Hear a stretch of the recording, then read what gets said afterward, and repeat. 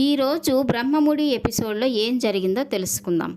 కళ్యాణ్ నిద్రపోకుండా ఆలోచిస్తూ ఉంటాడు. ఇక అక్కడికి వచ్చిన అప్పు నిద్రపోకుండా ఏం ఆలోచిస్తున్నావు అని తనని అడుగుతూ ఉంటుంది. రేపు ఇంటికి పూజకి వెళ్ళాలంటేనే భయమేస్తుంది. నానమ్మ తాతయ్య ఎందరున్నా మా అమ్మ రుద్రాణి అత్తయ్య గొడవ పెట్టుకోవడానికి ప్రయత్నిస్తారు. వాళ్ళు నిన్ను ఒక మాట అన్నా, నువ్వు వాళ్ళని ఒక మాట అన్నా బాధపడేది నేనే కదా. ఇవన్నీ తెలిసే నేను తాతయ్యకి నానమ్మకి అక్కడికి రానని చెప్పాను. వాళ్లే ఇంత దూరం వచ్చి మన ఇద్దరిని రమ్మని చెప్పి వెళ్ళారు అని తను చెప్తూ ఉంటే, ఇక అప్పు అయితే అదే నీ బాధ అయితే నేను మీ అమ్మ ఎన్ని మాటలన్నా ఏం చేసినా అస్సలు పట్టించుకోను, నన్ను కాదన్నట్టుగా ఉంటాను అని తను చెప్తూ ఉంటే, ఇక కళ్యాణ్ అయితే నీ గురించి నాకు తెలీదా, ఎంతమంది తలలు పగలగొట్టి పోలీస్ స్టేషన్కి వెళ్ళి కూర్చున్నావు అని తను అంటూ ఉంటే, ఇక అప్పు అయితే అలాంటిదేమీ లేదులే, అమ్మమ్మ తాతయ్య ఇంత దూరం వచ్చి మన ఇద్దరిని పిలిచారు, మనం వాళ్ళ కోసమైనా వెళ్దాము. ఈ పూజ చేయడంపై నాకు నమ్మకం లేకపోయినా నీ కోసం వస్తాను. ఈ వరలక్ష్మి వ్రతం చేసుకుంటే మంచి జరుగుతుందన్నారు కదా, మనకు కూడా మంచి జరుగుతుందేమో చూద్దామని అప్పు అంటూ ఉంటుంది. ఇక కావ్య వ్రతానికి సంబంధించిన ఏర్పాట్లన్నీ చేస్తూ ఉంటుంది. ఇక ఇంతలో పంతులు గారు రావడంతో తనకు కావలసిన పూజా సామాగ్రి అంతా అందిస్తూ హడావిడిగా తిరుగుతూ ఉంటుంది. ఇక ఇదంతా చూస్తూ ఉన్న రాజు వాళ్ళ నానమ్మ అపర్ణతో అంటూ ఉంటుంది, చూస్తున్నావు అపర్ణ నీ కోడల్ని, తనకి పూజలన్నా వ్రతాలన్నా ఎంత శ్రద్ధ, దగ్గరుండి అన్నీ చూసుకుంటుంది అని తను చెప్తూ ఉంటే, ఇక అపర్ణ అయితే ఈ వ్రతం పూర్తి చేయాలంటే ఆ మాత్రం హడావుడి ఉండాలి అత్తయ్య, కోడలుగా నేను ఇంటికి వచ్చినప్పుడు కూడా ఇలాగే పూజ చేశాను కదా అని తను చెప్తూ ఉంటే, ఇక అపర్ణ వాళ్ళ అత్తయ్య అయితే నీ కోడలతోనే నువ్వు పోటీ పడుతున్నావా అని తనని అంటూ ఉంటుంది. అలాంటిదేం లేదత్తయ్య, అయినా తనకుండే ఓపిక సహనం నాకైతే లేవు అని తను అంటూ ఉంటే, అవును అదైతే నిజమే అని తను చెప్తూ ఉంటుంది. ఇక ఇదంతా చూస్తూ ఉన్న రుద్రాణి దానిలక్ష్మితో అంటూ ఉంటుంది, చూస్తున్నావా దానిలక్ష్మి, అపర్ణ వదిన మా అమ్మ కావ్యని చూసి ఎలా మురిసిపోతున్నారో, కళ్యాణ్ని అప్పుని శాశ్వతంగా ఈ ఇంట్లో ఉంచేలాగా చేస్తారేమోనని నాకు చాలా టెన్షన్గా ఉంది అని తను చెప్తూ ఉంటే, ఇక దానిలక్ష్మి అయితే వాళ్ళ చెల్లెలికి జరగబోయే అవమానం ఏంటో తెలియక కావ్య చాలా సంతోషంగా ఈ పూజ ఏర్పాట్లు చేస్తున్నట్లుంది. అయినా వాళ్ళు అనుకున్న దానికంటే నేను అనుకున్నదే ఈసారి జరుగుతుంది. అప్పు నీ ఇంటికి కోడలుగా సరిపోదా అని నేను ఖచ్చితంగా నిరూపించి తీరుతాను. అయినా ముత్తైదువుల్ని ఇంటికి రమ్మని చెప్పాను, ఆ ఏర్పాట్లు చేశావా అని తను చెప్తూ ఉంటే, అందరినీ పిలిచాను దానిలక్ష్మి, వాళ్ళు కూడా వచ్చే టైం అయింది అని వీళ్ళు చూడగానే ముత్తైదువులందరూ ఇంటికి వస్తూ ఉంటారు. ఇక వాళ్ళందరినీ ఇంట్లోకి ఆహ్వానించి వాళ్ళతో పాటు దానిలక్ష్మి రుద్రాణి కూడా లోపలికి వెళ్తూ ఉంటారు. ఇక వాళ్ళని చూసిన అపర్ణ వాళ్ళ అత్తయ్యతో అంటూ ఉంటుంది, పూజ మన వరకే చేసుకుందాం అనుకున్నాం కదా అత్తయ్య, ఈ ముత్తైదువులందరినీ ఎవరు పిలిచారు, అప్పు కళ్యాణ్ ఇంటికి వస్తున్న ఈ టైంలో వీళ్ళందరూ వస్తే ఏం బాగుంటుంది అని తను అంటూ ఉంటే, ఇక వాళ్ళ అత్తయ్య అయితే దానిలక్ష్మి పిలిచుంటుందిలే, పర్వాలేదులే, వాళ్ళందరికీ వాయినాలు ఇచ్చి భోజనాలు పెట్టి పంపిద్దాం, ఆ ఏర్పాట్లు చూడని తనకు చెప్తూ ఉంటుంది. ఇక రాజు వాళ్ళ నానమ్మని అడుగుతూ ఉంటాడు, కళ్యాణ్ అప్పు బయలుదేరారా అని.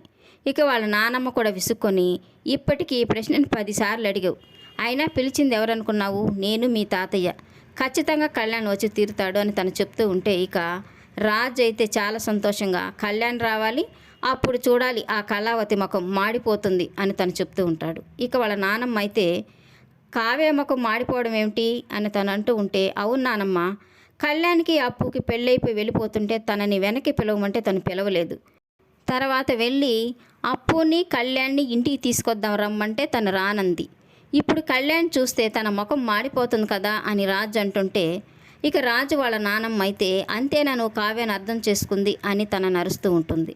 ఇక ఇంతలో కళ్యాణ్ అప్పు ఆటో దిగి ఇంట్లోకి వస్తూ ఉండడం చూసిన రాజు గట్టిగా, బాబాయ్ పిన్ని కళ్యాణ్ వస్తున్నాడు అని అరుస్తూ చెప్తూ ఉంటాడు. ఇక ప్రకాశం అయితే చాలా సంతోషంగా, అన్నయ్య నా కొడుకు వస్తున్నాడు అని అరుస్తూ చెప్తూ ఉంటాడు. ఇక కళ్యాణ్ అప్పు గుమ్మం వద్దకు రాగానే వాళ్ళని అక్కడే ఆగమని చెప్పిన కళ్యాణ్ వాళ్ళ నానమ్మ దానిలక్ష్మితో చెప్తూ ఉంటుంది, దానిలక్ష్మి, మొదటిసారి నీ కొడుకు కోడలతో ఇంట్లో అడుగు పెట్టబోతున్నాడు, హారతిచ్చి బొట్టు పెట్టి ఇంట్లోకి ఆహ్వానించు అని తను చెప్తూ ఉంటుంది.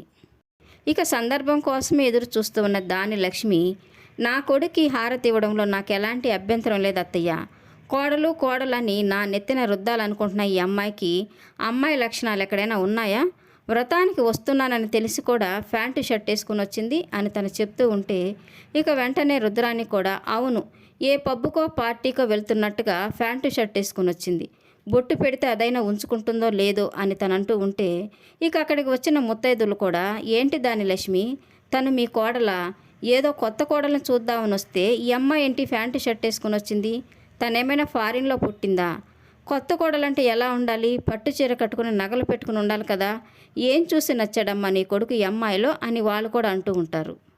ఇక వాళ్ళ మాటలు విన్న రాజ్ ఇదేంటి కళ్యాణ్ ఇంట్లోకి రాకముందే వీళ్ళు ఇలా మాట్లాడుతున్నారని మనసులో అనుకుంటూ ఉంటాడు. ఇక కళ్యాణ్ వాళ్ళ అమ్మతో అంటూ ఉంటాడు, మీరు అనుకున్నది జరిగింది కదా, ఇక సంతోషంగా పండగ చేసుకోండి, నాకు తెలుసు మీరు ఇలాగే చేస్తారని, అందుకే నేను ఇంటికి రానని చెప్పాను. అన్నయ్య నేనెందుకు రానన్నానో ఇప్పటికన్నా నీకు అర్థమైందా, నానమ్మ తాతయ్య వచ్చి పిలిచారని వచ్చాను, అంతేకాని మనస్ఫూర్తిగా రావాలని నేను రాలేదు. మా అమ్మ మారదని నాకు తెలుసు, అగ్నికి ఆజ్యం పోసినట్టుగా రుద్రాణి అత్తయ్య తోడైంది, మా అమ్మ మారదు అని నిరూపించడానికి ఇక్కడికి వచ్చాను, పద అప్పు వెళ్దామని కళ్యాణ్ వెళ్ళబోతూ ఉంటాడు. ఇక తనని అపర్ణ ఆపుతుంది, ఆగు కళ్యాణ్, చిన్నప్పటి నుంచి నేను నా కొడుకులాగే చూశాను, ఈ ఇంట్లో మీ అమ్మ మీ అత్తే కాదు, మీ పెద్దమ్మ మీ పెదనాన్న మీ నాన్న మీ అన్న వదిన నానమ్మ తాతయ్య ఉన్నారు, మా కోసమైన ఇంట్లోకి రావచ్చు కదా అని తను అడుగుతూ ఉంటుంది.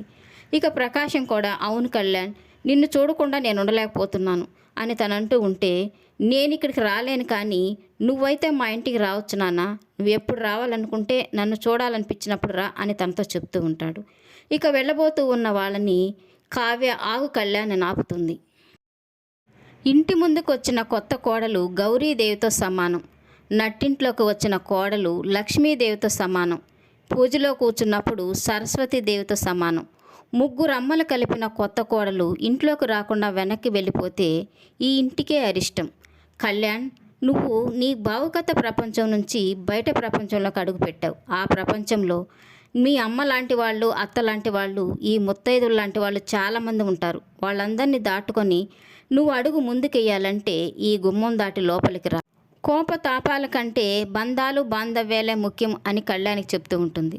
ఇక రుద్రాణి అయితే పూజకి వచ్చినట్టు వచ్చిందా మీ చెల్లెలు అని తను అంటూ ఉంటే, అయినా కట్టుబట్టలతో బయటికి వెళ్ళిన జంట పట్టుబట్టలతో రావాలంటే ఎలా వస్తారు, తనకున్నవేవో తను వేసుకొని వచ్చింది, అయినా అమ్మమ్మ తాతయ్య వాళ్ళ కోసం పట్టుబట్టలు తీసిపెట్టారు, అవి వేసుకుంటారని చెప్పి ఇక హారతి తీసుకొచ్చి వాళ్ళిద్దరికీ హారతి ఇచ్చి ఆహ్వానించి ఇంట్లోకి రమ్మంటుంది.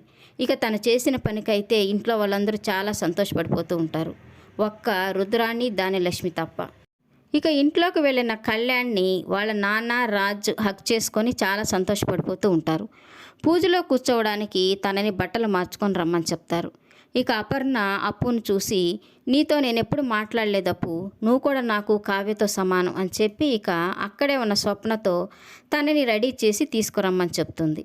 ఇక ఇదంతా చూస్తూ ఉన్న రాజు వాళ్ళ నానమ్మ, నా చిన్న మనవడు కూడా తన భార్యను తీసుకుని వచ్చేసరికి ఇల్లంతా కలకల్లాడుతుంది, ఈ సంతోషం ఎప్పుడూ శాశ్వతంగా ఉండాలి అని తను అనుకుంటూ ఉంటుంది.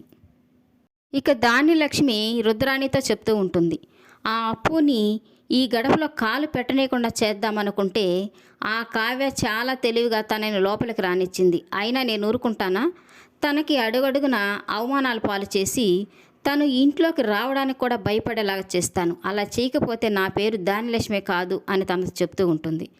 ఇక రుద్రాణి అయితే మనసులో నువ్వు ఎంతకైనా తెగించు, కానీ శాశ్వతంగా కళ్యాణ్ అప్పు ఇంటికి రాకపోతే అంతే చాలు అని తన మనసులో అనుకుంటూ ఉంటుంది. ఇక చీర కట్టుకొని వచ్చిన అప్పుతో వచ్చిన ముత్తైదువులకి జ్యూస్ ఇమ్మని దానిలక్ష్మి చెప్తుంది. ఇక అప్పు వాళ్ళందరికీ జ్యూస్ ఇస్తూ ఉండడంతో ఒకరి మీద జ్యూస్ ఒలిగిపోవడంతో వాళ్ళైతే అప్పుని నీకు జ్యూస్ ఇవ్వడం కూడా చేతరాదా అని తనని తిడుతూ ఉంటారు. ఇక దానిలక్ష్మి కూడా వచ్చిన ముత్తైదుని ఎలా చూసుకోవాలో కూడా తెలీదా, బొత్తిగా అడవి మనిషిలాగున్నావే అని తనని అరుస్తూ ఉంటుంది. ఇక అప్పు కూడా నేను కావాలని చేయలేదా ఆంటీ అని తనతో చెప్తూ ఉంటే ఇక ఆపు చాలు అని తను అరుస్తూ ఉంటే ఇక వచ్చిన వాళ్ళు కూడా మీ అమ్మ నిన్ను కని ఊరి మీద వదిలేసింది, నీకు ఇలాంటి బుద్ధులు కాక ఎలాంటి బుద్ధులు వస్తాయిలే అని అరుస్తూ ఉంటారు. ఇక ఇదంతా కళ్యాణ్ కోపంగా వాళ్ళని చూస్తూ ఉంటాడు. ఇక ఇదంతా దానిలక్ష్మి అప్పుని అవమానించాలని కావాలని చేస్తుంది. ఇక ఇదంతా చూసిన కళ్యాణ్ వాళ్ళకి ఎలాంటి సమాధానం చెప్తాడా అనేది జరగబోయే ఎపిసోడ్లో తెలుసుకుందాం. ఈ వీడియో నచ్చినట్లయితే లైక్ చేయండి, సబ్స్క్రైబ్ చేయండి. ఈ సీరియల్పై మీ అభిప్రాయాన్ని కామెంట్ సెక్షన్లో మెన్షన్ చేయండి. Thank you for watching.